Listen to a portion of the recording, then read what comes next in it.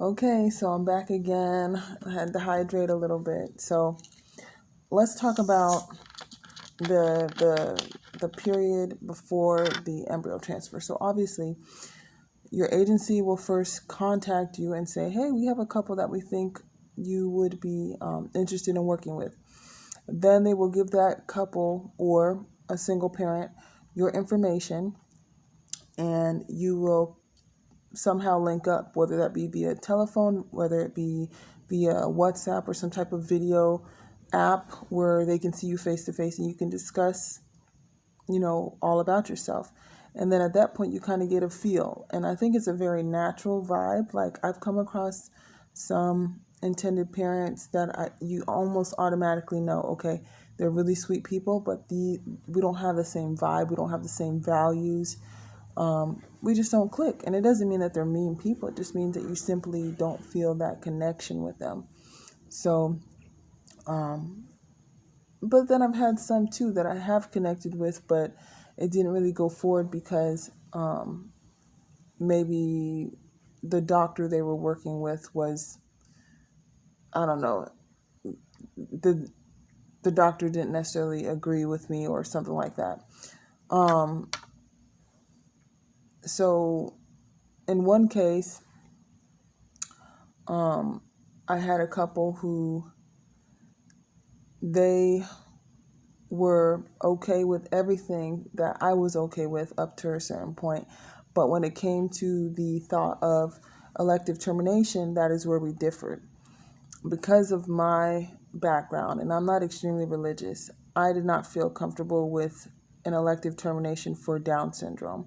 That was a deal breaker for them. And I entirely understand that. But as a surrogate candidate, you have to really stand firmly on your beliefs because you have to understand if you sign the contract, you have to move forward with it regardless of how you feel. So you have to really search within yourself and feel fully confident and comfortable with your stance on several different issues. So, and just knowing, being confident, not feeling like you're going to get emotionally attached to the child, feeling like you're in a good place financially, feeling like you're in a good place health wise. You have to feel comfortable with what's in the contract, but also what your intended parents are believing in and what their values are as well. They might be from a different religion.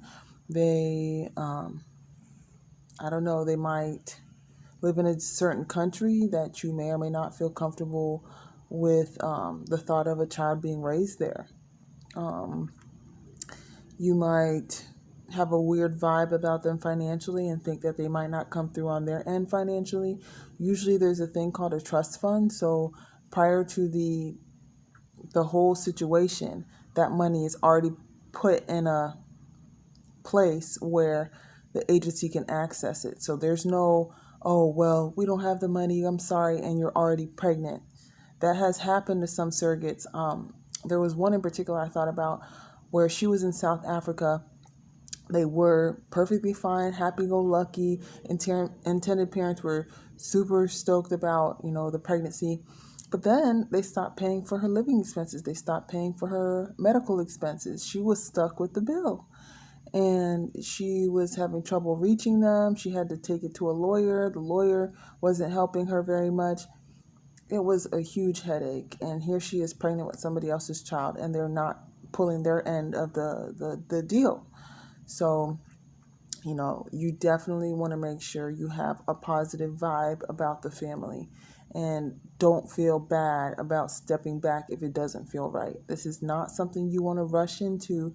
It's not something where you're just like, oh, I'm going to make money. So, yeah, let me just take whoever. No, you really want to think hard and really just feel a natural connection to that family. Or, even if you don't feel like a warm vibe, just to understand that that family at least displays devotion and a sense of maturity, right?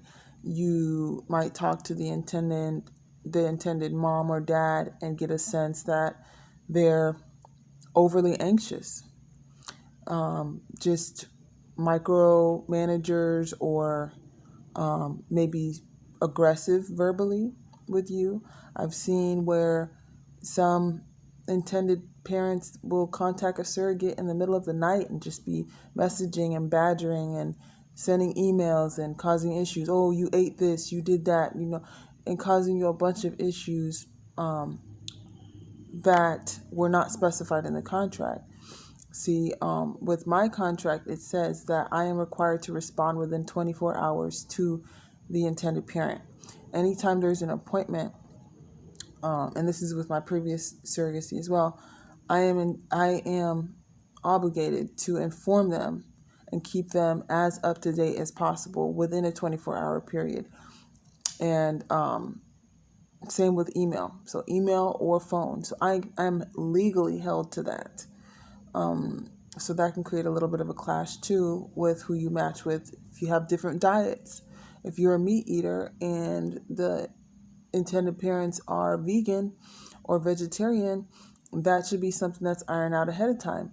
If you agree to eat a vegetarian or vegan diet and they see you on Facebook chowing down on something that is not what they would like you to ingest because they might not believe in it, and they don't believe in that affecting their child, that can cause a huge issue. So you really have to sit down and make sure you know what your boundaries are and what you're flexible on. So, like I said, the first thing is agency will contact you, you'll match, you'll have to feel the vibe out, see if it's a good vibe, and then if they say, yeah, we do want to match with you, then the next step is to make sure you have an updated application with the agency. Make sure they have all your updated information. You have a recent pap smear.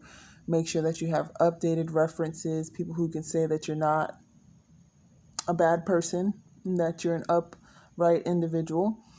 And then you go for your first evaluation. So usually before the first evaluation, the doctor's looked over your medical records. You've sent in all the medical, that you send in a form that says that you can release the medical records to this person, and they look over it and they say, okay, we approve. Once they approve you, now you can go in for the evaluation, and they can look into your womb and your uterus. They do some different tests. They take your blood. Last time I went, I think they must have drawn like 8 to 10 tubes of blood. But it's okay. I mean, I'm used to people pricking me. And they check all your labs, make sure you don't have any STDs, or if you do, that you don't have any that they're not aware of. You don't have any conditions that can cause an issue with the baby. You don't have anemia or any type of genetic abnormality that could affect the child. Especially if you're a traditional surrogate, they definitely want to check to make sure that you're in good health. And they, just generally go over what their plan is in terms of what your future medications would be. Usually by this time, you've already been started on birth control. Once you've been approved, they start you on birth control just to make sure you're regular and they can predict your period. Then, after you have received the contract and you have signed the contract, there's 3 people who are going to sign it. There's you, the intended parent, and the group that you're working with, right? And what it helps to do is make sure that nobody's held liable for something that they shouldn't be held liable for.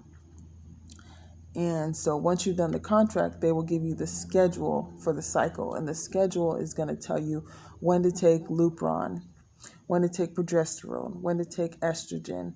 On my schedule, when to take antibiotics, when to take aspirin. I don't remember taking those things during my previous surrogacy because I was working with a different doctor.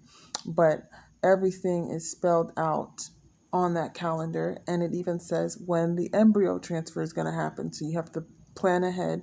Make sure you have the day off from work. Make sure you have the travel arrangements. Make sure you have the child care for your children. And then, just make sure you stick to that plan, because once the contract is signed, you are held liable if you are not consistent But that's not to scare you, because honestly, it's not hard to be consistent. Lupron every morning for me starting tomorrow. It's not going to be hard. I wake up at 5:30, 6 o'clock anyway, so it should be an easy thing to do. I'm going to be awake anyway, so every single morning I'm going to take the Lupron. Every evening, it's in my head, it's in my Google Calendar to take my birth control. It's just something that I do now. It's become routine for me. So that's all I have to say about the pre-transfer phase. However, in my next video, we are going to go through the parts of the contract. And I'm going to speak generally because I don't have it in front of me and because every contract is different depending on the agency. But I'm going to go through each part of the contract just so you get a general idea of how meticulous and how precise this process is, and how we can be protected legally, all parties, so you don't have to necessarily be afraid of being sued or being caught up in something crazy. It's just to help you to ensure that you don't miss anything if you were to ever choose to do this. All right. So if you have any questions or comments, comment down below. Ask the questions down below, and I will do my best to answer them. Thank you.